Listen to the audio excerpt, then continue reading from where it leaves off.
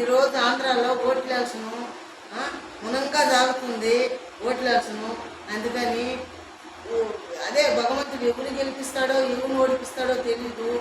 ఎవరైనా మంచోడైనా మంచిగా ఉండేవాళ్ళైనా గెలిచినా పర్వాలే, గెలిస్తేనే. ఎందుకంటే ప్రపంచాన్ని కాపాడాలి కదా, ప్రపంచాన్ని రక్షించాలి కదా.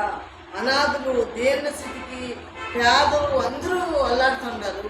ఆ పేదల్ని కాపాడేవాడు ఎవరు వస్తారో ఆ భగవంతుడికే తెలియాలా. గెలిచినానికి చెప్తాను. ఇప్పుడు ప్రస్తుతానికి ఇదే సమాచారం.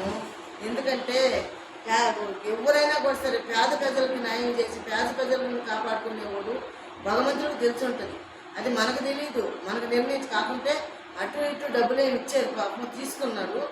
ఎవరికి న్యాయం చేస్తారో, ఎవరికి ధర్మం చేస్తారు, ప్రజలు ఎవరిని ఎన్నుకుంటారు, ప్రజలు ఎవరి వల్ల మేము